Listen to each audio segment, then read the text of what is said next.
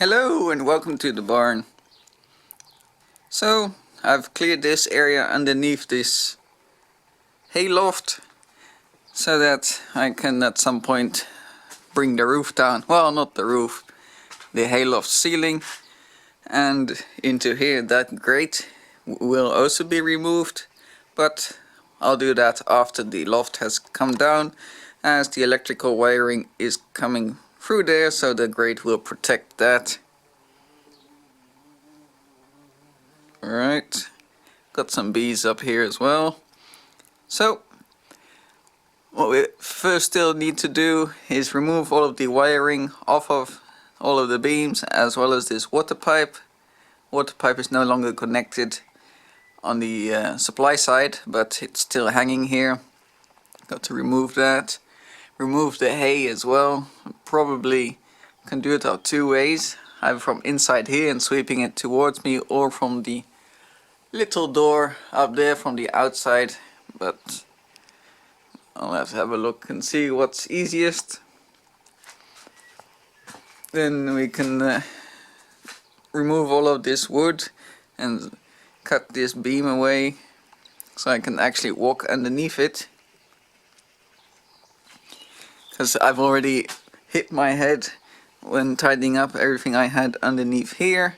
It was with a heavy box, and then if you're walking with something heavy, you're more concentrating on the item you're carrying than looking where you're going. So of course I hit my head, and this feature here is staying. It's all really bolted in. It's an old because the animals used to be here, so that would fill up with water, and that's where the animals could drink from. And this bench, I don't know what the point was of that. This fence also ends up in the middle. There is evidence that the pole was there, but that's not really doing much anymore. And then I had a look over here, and there's some sort of old number plate. So I don't know if it's from some sort of vehicle or just a house number plate. So there's one there and one there. See if we can remove those first and see if there's anything special. And then we can tackle this. As we can see here, this stone and this beam have slipped out of their spot. So it's all really hanging together just by a few other planks on top and all of that, but it doesn't give much confidence. And this wall here is straight, so I want to hang up some hooks here for all of my garden tools, and that is possible on that wall. That wall, because it's all stone and jagged, it's a lot more difficult. It's not impossible, but it's more difficult. Can also hang things up on that wall, on the pillar. Anything with a straight surface is fine to hang up from. So it's all tied, well, pushed aside. And then we can see about removing this flap. It's probably because there were animals here to prevent against the cold or something like that. And also this plastic is not necessary in this plastic strip along there. This beam here where the plastic is attached to is the main structural beam, so that is not going anywhere. But the rest needs some work to get rid of that. Alright, I think, as I said, I'll focus my attention on those little fence first, and then remove the plastic strips, then the wiring, and then the water pipe, and then the hay, and then we'll see how far we get. Here's the plate. Seems to be a number plate that's chopped off, so maybe the bottom part is the other part. These first three letters are 413, and the rest, who knows? but it would definitely be an old plate because it looks like it was white on black at some point. So the other one is further down. Hopefully nothing comes crashing down when I remove it.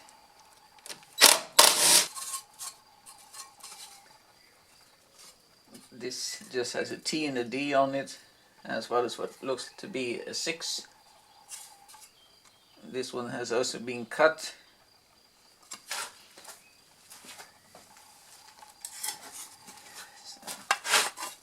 Doesn't quite match up, as the edges have been cut.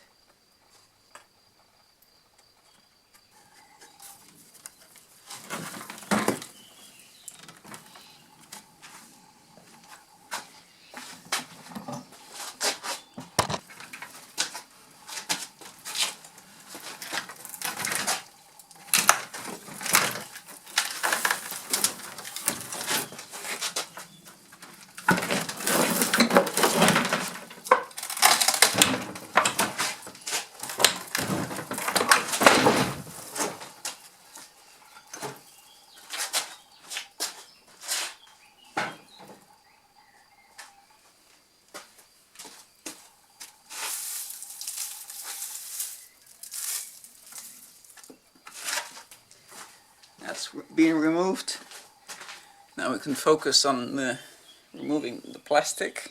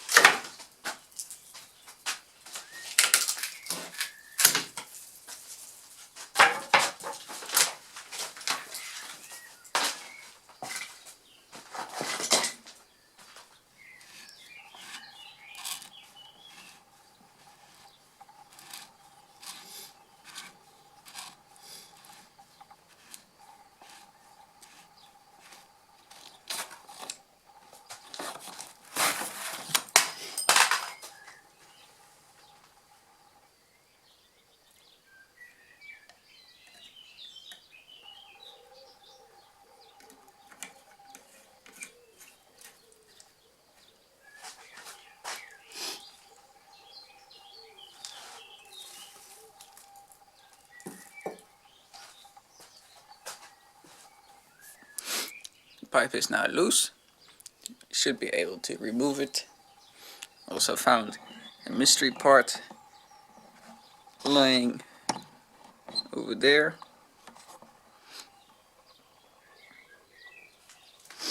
see some kind of tractor part, seeing as it's got some old grease fittings.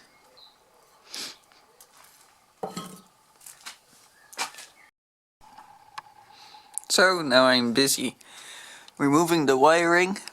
I started with the easy one. This wire here was only held on with some string, so I could cut that easily enough. I removed the cover here. We can see that they did try to at least do some things properly, as it's all encased, but really the box should have been bigger, as we've got 4 wires coming out and 1 in. This one from the orange pipe is the supply, and it's all going to various places, and it should have been a much bigger box to fit all of that in. And does anybody have a wiring diagram? Where does it all go? As we've all got to remove everything that is connected to this platform. So, but slowly but surely, remove all of these clamps, remove the wires. It's pretty basic things to do. There's no point in filming all of that, but in any case, you can see there's obviously being water coming in there, so I've got to remove all of that under here. And then we got multiple switches over there, and as well as a socket. And there's a light here. I did already remove the bulb. It's a bayonet fitting. Bayonet fitting is still used here in France, as well as the E27 Edison screw. The bayonet is B22, and you can actually still buy bayonet fitting new sockets and bayonet LEDs. But the easiest is to convert everything to screw type, because those bulbs are actually cheaper. So this cord goes all the way over there, and it connects to that light over there, as well as there's a little bulb hanging over there. So I got to disconnect that too. So I'll get on it, and once everything is loose, I'll show you another update.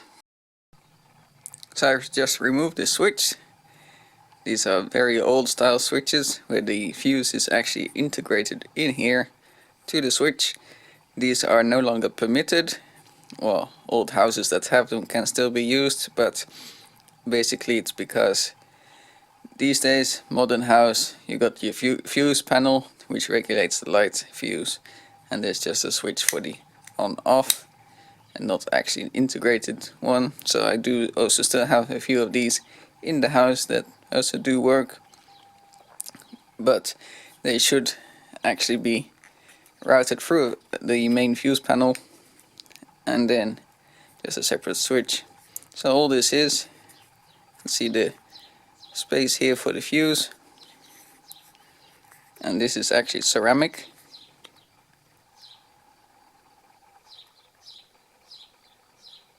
This is a simple fuse. Then we got this plastic cover, which is on this one has broken off.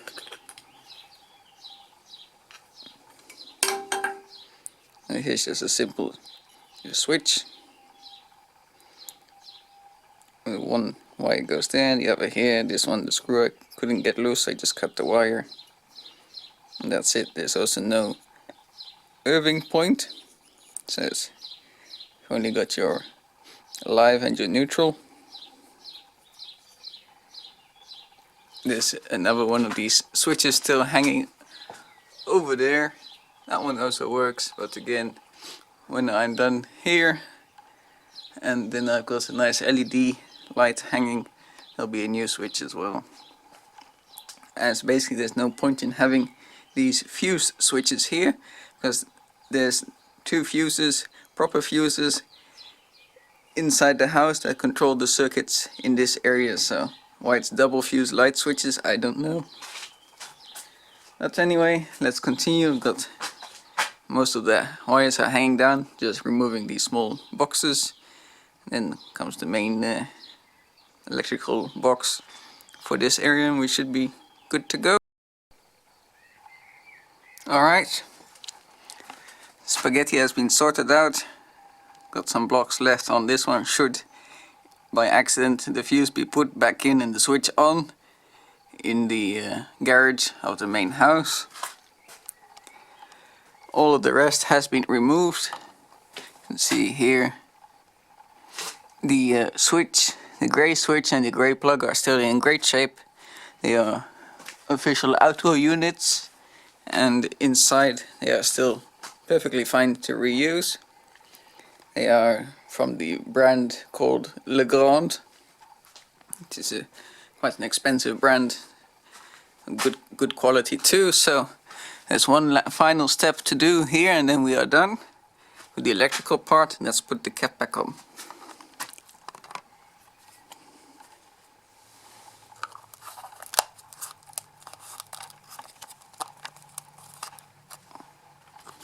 There we go. And that's so that any dust, dirt, debris does not go inside. And I think that covers that. And there's still a wire hanging over here, but that goes to that light bulb over there, which is a little bit harder to reach, but out of the way of what I want to do. So next step is clean what is on top. All this hay. The planks are a mix match of old doors, shutters, whatnot. I found some pieces of a barrel. So time to clean that all off.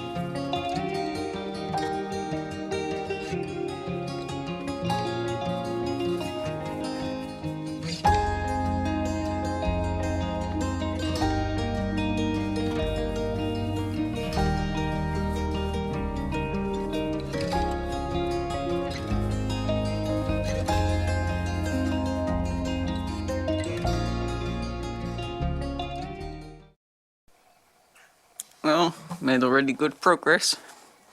This whole area here is already gone. See, there's quite a bit of dust around.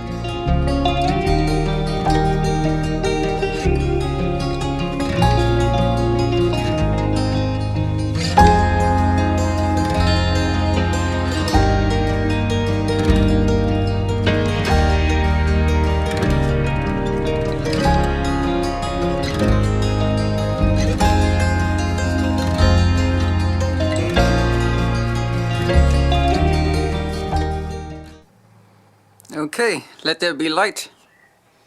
It's much brighter now already. This platform is gone. One beam left to do. That's for tomorrow. Might need a chainsaw for that. We'll see if, because there's one very large bolt holding this together to that beam, and there it's cemented into the wall. So we'll see if it wants to play along or not. In any case, the beam that was over here and resting on that and coming over here, that one was pretty easy to do. This one here, beam here, is this one that came off in one go. It was only leaning on the steel piece and it wasn't too deep in there, a bit of wiggling. I did put the metal grate out, or the animal feeder, so that it would drop on there and not bang straight down onto the floor. That worked very well. Then I could wiggle it back and forth, and now it's lying here. So another benefit of the hay this time is it cushioned the fall, so it didn't bounce around. Also didn't make much noise. The same with this one. Hopefully can get it to land onto the grate and then wiggle it out, maybe. And then also use that part, wiggle back and forth. Maybe it will come. I think that will be the most challenging one, as it does look the heaviest, and the one as well as being the most in good condition. and it's solid oak. So that may still be a challenge. Then comes this strange contraption here. Shouldn't be too hard, seeing as the pole doesn't even touch there and it's already quite wobbly now. But that's to say for tomorrow. It's already 8 o'clock in the evening, and it's much brighter already, but this beam still got to go because it's still at head bumping height. So thought I'd give you an update on that. Thanks for watching up to now, and I'll see you all on the next video when that will be gone. Now I got to afterwards do the tidy up. All this wood plus all this hay. If you want some vintage hay in the Dordogne area, contact me. Thanks.